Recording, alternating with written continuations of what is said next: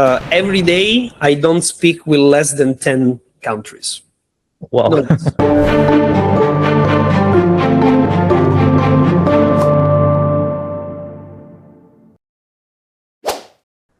Hi guys, so today we have another session. It's already our second session when we have a guest in our podcast. And today, guys, I feel it's really special. The reason is I feel there is a lot of similarities between me and Leo. So we are both European. We both migrate to UK.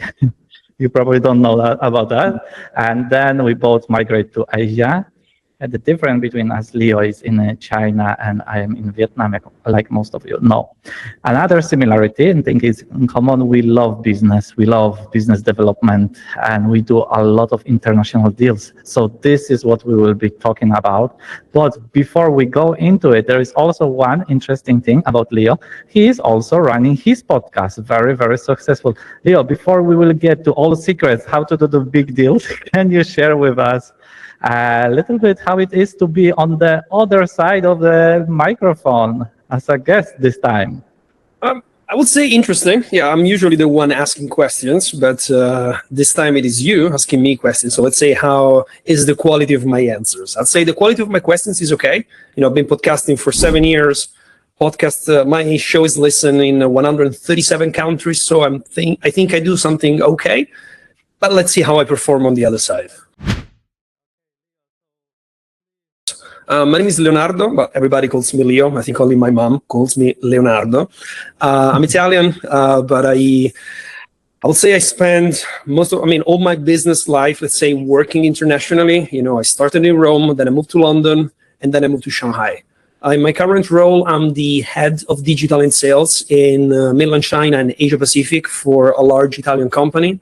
So I'm responsible for everything B2B and B2C happening in Asia from a sales and marketing perspective. And I look at the day-to-day all the way to maybe 5-year strategy plans. I'm a sales guy. I think all the roles I had for the past 15 years were sales based, but I worked in different industries. I have a good experience in the medical device industry and lately in the luxury education. And people might be thinking, oh, how can you pass? Before I was in operating rooms and now I go to high schools and universities talking about European fashion. But actually, B2B and B2C sales and marketing are at the core of what I was doing before and what I'm doing now.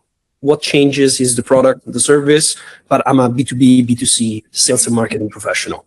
Me, but I remember when I was born, and because there is not much difference between us, when I was 10, 11, we kind of in Poland, in the Central Eastern Europe, we perceive that Italy, it's a paradise. It's an amazing place. It's a place that everybody wants to be. How that happened? You migrated from there?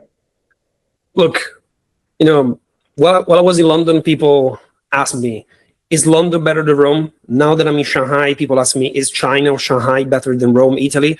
And my answer is always the same. These places are very different. I will not say here, okay, Italy is better than China, or I will not even say that China is better than Italy. I agree, Italy is an amazing place, but the world is big. There's a lot of beauty and a lot of less beautiful things, in every single place. I will actually say that I've been lucky, in having had so many good experiences in many cities and countries. So, looking back, I'm very happy about what I've been doing. But while I was in London, I lived in London for 7 years. I was calling London my home. So every place I've been, I always felt I wasn't there temporarily. I always, I suggest people that maybe travel, expats. If you treat the place where you go as always a temporary place, I don't think you're going to be that happy. But if you're lucky enough, and I think I was lucky, to have had a very good life every time I moved, that was a great experience. So, I really call Shanghai my home. But, when I go back to Italy, or I go there see my family, or I go there for business, I love it there. And I think I can appreciate some differences even more between, China and Italy. Are two quite different places.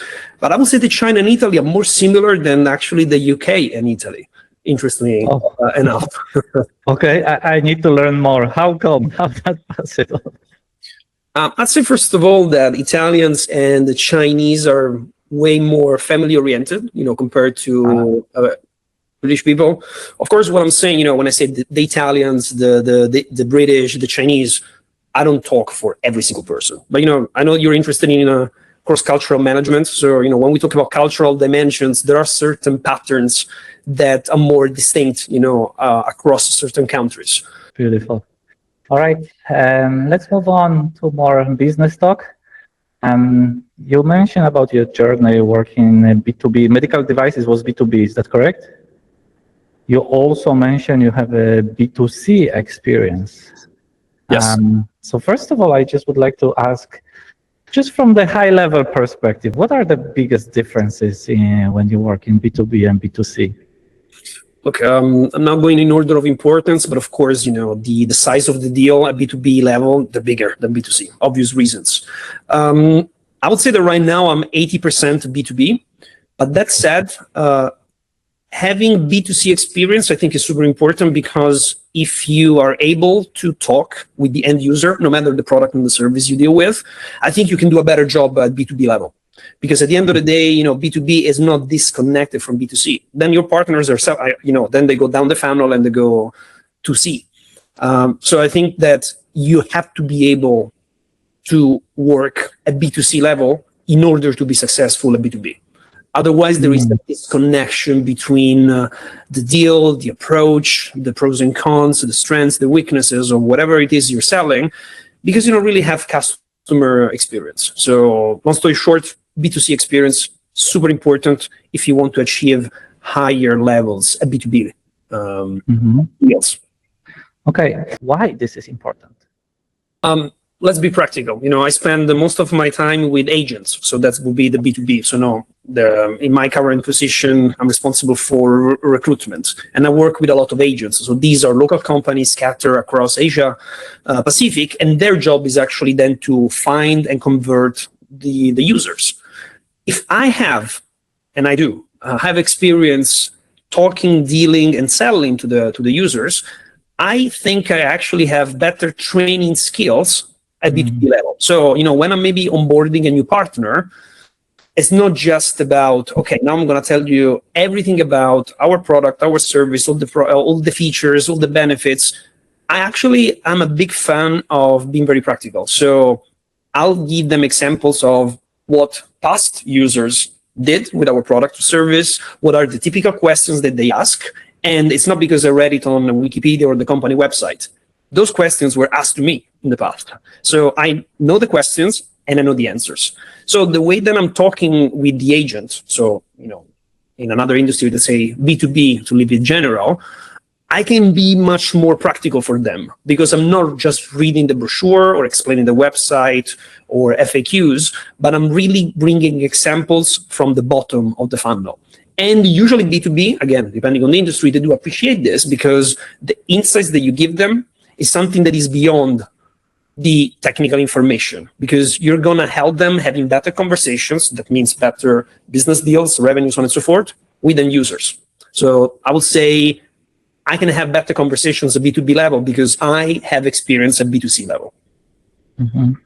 So I also get in from this lesson that knowing the end user, knowing their problems, challenges, knowing their questions, it's very important. We as, let's say, leaders of the company or people who just have a business talk, we sometimes became detached from the end user, and this detachment might cause a little bit issue, especially when you're trying to promote, sell, push the product or services to those end users. And if you don't understand them, might be challenging. Well, how many countries you doing business with? How many different cultures?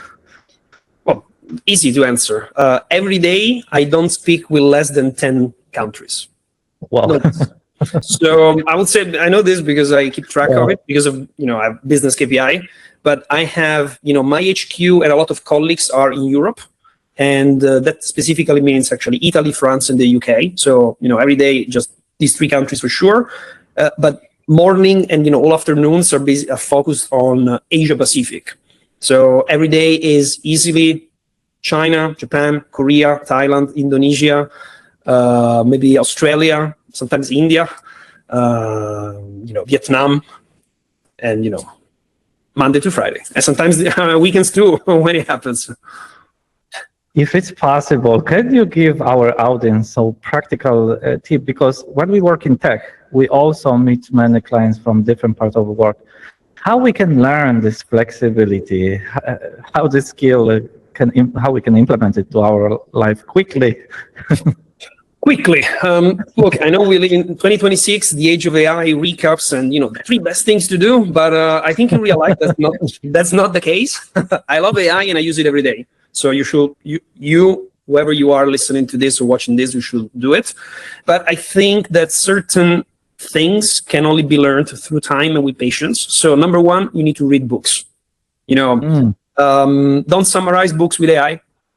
Don't watch a 20-minute YouTube video about the Korean War or how to do business with Asia. I mean, those things, can be helpful as recaps, but you need to spend some time understanding at least modern history, contemporary history, the last 50 years at least of the countries you do business with. And this, Adam, doesn't require 5 years of investment. I don't know, your customers are mainly in Singapore. Spend 2 months reading 2 books about Singapore, listening to 50 episodes, podcast episodes about Singapore, and study a little bit more cross-cultural management. So, what's high context, what's low context communication style, what is top-down, what's bottom-up, what's consensus-driven decision-making. These things are not too complicated. I mean, you and I and the audience, we're all business people. Spend some time on cross-cultural management. There are a lot of good books. Modern history, at least 30, 50 years of the countries you do business with. And again, I repeat it here, read books. If you listen to something 30 minutes or you get 1,000-word summary of the top 10 books about how to do business with Singapore, 2 weeks later you don't know anything. So you just wasted your time. So spend a bit more time learning a few things and it's just gonna get better. Last point, if I may add another one, do a bit of reflection. What do I mean by that? After maybe a meeting with your Japanese counterpart or a new customer from Indonesia or your angry boss from Ho Chi Minh, whatever, collect your thoughts a little bit about what happened. That email conversation that got heated, that meeting that didn't go well, that business deal that you didn't close, and think about it a little bit. Maybe take notes, do a voice message, record a voice message for yourself, talk to your AI friend to collect, recap what happened. And by spending some time reflecting on intercultural interactions, you're going to learn a lot of it. And this is a little bit what I've been doing. I do study. I've been doing this for years, actually. What are the intercultural dynamics, specifically to Asia Pacific? But since I have so many episodes every day, every week, every month, I have so many things that I can think about. And these are real examples, Adam. So I just maybe sit 10 minutes, lunchtime, before go to bed, whenever it is a good time for you to think, and revisit a little bit what happened. You're going to learn a lot and keep reading books. Can you give us one title that is really important book to you, that changed you in some way? Wait a second. There's a book from Ray Dalio. I read a few years ago, Why Nations Fail.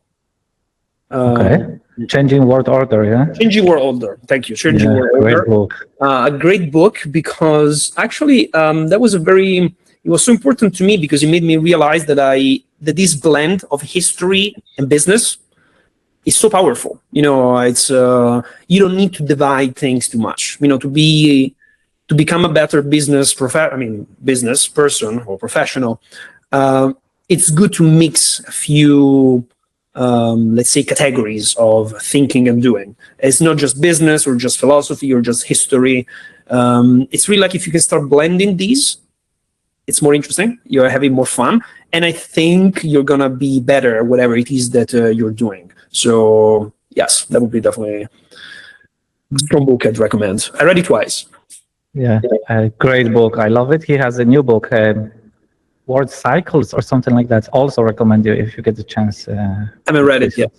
Yeah, great. Can I ask you now, let's say from perspective of Asian person, Eastern person, and they want to do business with the Western guys.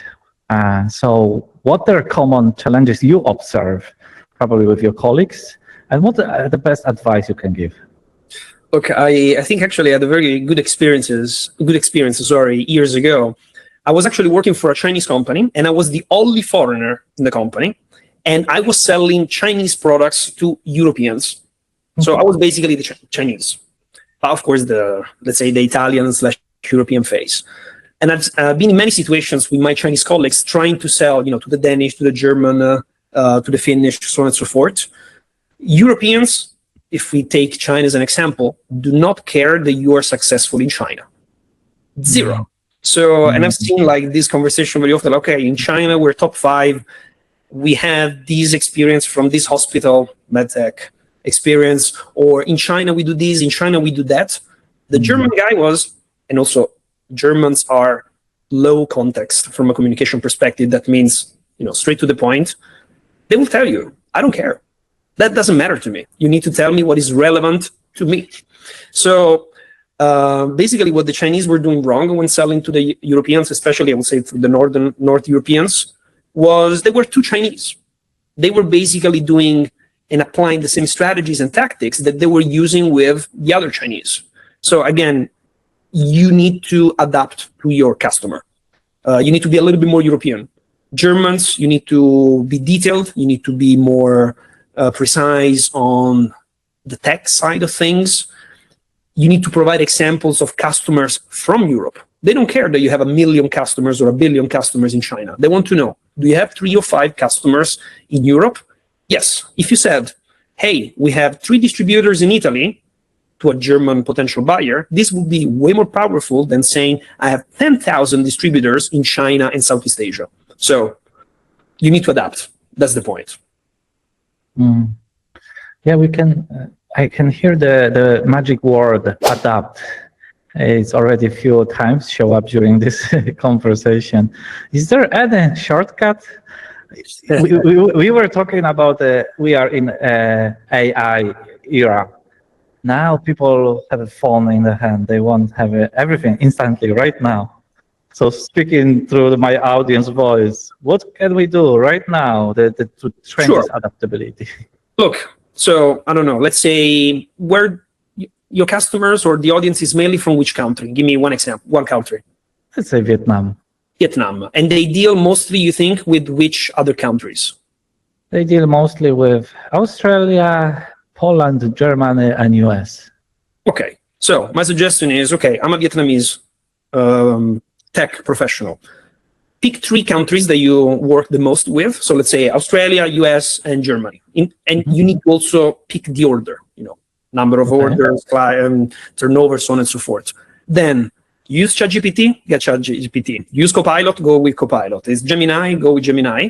And then you're like, okay, say your nationality, your job, mention your client, from which nationality, and ask specifically, how does our decision-making process differ? Ask a straight question about decision-making process. Another one can be negotiation style or techniques. Then another one is going to be communication style. Another one could be, how do they run meetings with customers, with colleagues, with peers, or with bosses? Select a few things from business interactions, a meeting, a conference, email, WhatsApping or phone calls, whatever, and be very specific. But pick 3 countries, depending on your customers, choose 3 to 5 questions, and you go one by one. And to be specific about who you are, where you come from, what you do, where he or she comes from, so on and so forth, specific to 3-5 points related to business, communication, negotiation style, management style, and making like that, and just write it down, and then get everything, get a big recap, maybe get something 2,000-3,000 words, then say, okay, now do it in create a tab, give me a tab, and then just write this.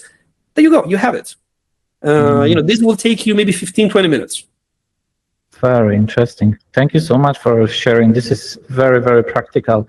I can also share something with my audience that purely for the sales purposes, I have a tendency to record the meetings. And then what I do, I take in transcriptions and I put in them to AI.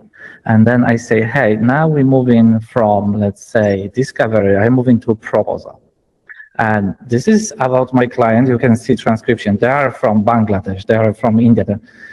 And I want to sell them this service. I want to have a role playing with you. And I want you to be very skeptical.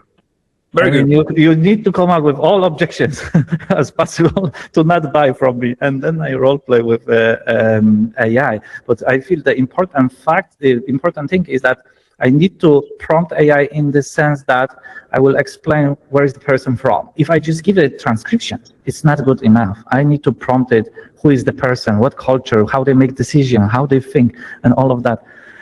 So this is another tip I can share with a sales professional to try. It's working very well. And oh boy, how proud you are when finally AI tell you, okay, I buy it.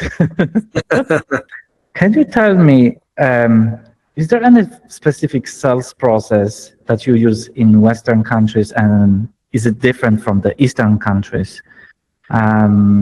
If we're talking purely about sales, maybe if you look at this from the process perspective, you have a lead generation. So how are you finding those contacts? Then you have a conversions, let's say discovery, how you're doing. Then you have a contracting. How this process look like? What are the differences? Can you guide us through a little bit more practical sales stuff? Oh, that's a big question. Okay, let me try to collect my thoughts. Let's maybe first provide an example, between East and West, or for East, I'll focus a little bit more on China, and West could be maybe even Italy. Chinese, they're very fast, so even in the sales process, you need to move on, even if all the things are not set yet.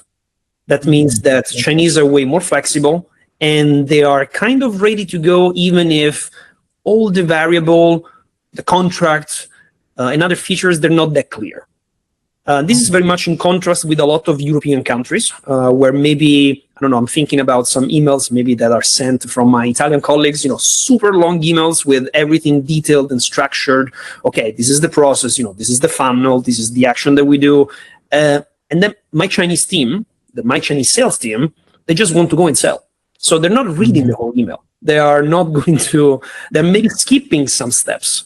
But I think the point is that in China, then to be successful from a sales perspective, you need to be fast. You cannot go when you're 100% ready.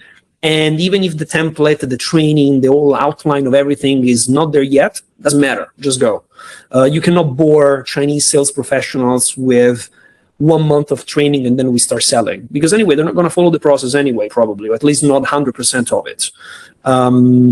But then at the same time, since, I'm the bridge between, European HQ and China and Asia, Pacific, my job is to kind of translate the sales language of both headquarters and the local teams. So the local teams are locals, and they need to go on with, the local way of doing things. But at the same time, we need to speak the same language. So certain KPI. So if we look at the funnel, okay, maybe some phases of the funnel can be a little bit blurred, when a prospect becomes a qualified lead, so on and so forth. But the funnel is the funnel. If I need to understand, or if my HQ, they need to understand, okay, what is the qualification or conversion rate between the steps of the funnel, we need to speak the same language. It cannot, a 20% from HQ cannot be the equivalent of a 45% in China, if you know what I mean. So the point is some execution parts, and a little bit more laissez-faire in the way things are done, in China, in Thailand, and Singapore. It's important, but at the same time, you need to have very clear what are the KPIs that are non-negotiable. So certain things cannot be localized. But again, at the same time, you need a lot of, let's say, translation between the two, because you cannot say HQ is right and the local teams are wrong, or vice versa. It's about finding a balance, but to be successful locally, let's say, follow as best as you can the HQ guidance. But if you need to, and I'll give you again the keyword here, adapt, do it. Because, to be successful in China or in Japan or in Korea or Indonesia is not the same as, what you do in Milan and Florence or Paris and London. But at the same time, when every quarter or, every month or every quarter or every year, you look at key performance indicators, you definitely need to speak the same language. Got it. Very interesting. Can I ask you one more question regarding management and working with the people, with the teams? How is it in China? Because in Vietnam, or maybe in tech industry, the people, they're not really open-minded about KPIs and then assigning the numbers. On the other side, there is me, that I want to measure everything. It's a clash of the perspective and ideas and methodologies. How is it in China? Oh, I think the magic word here is forecast. I have to, constantly provide my forecast to HQ, but you need to be able to create the forecast without using the word forecast with your team members and your agents across Asia, because they don't do forecast.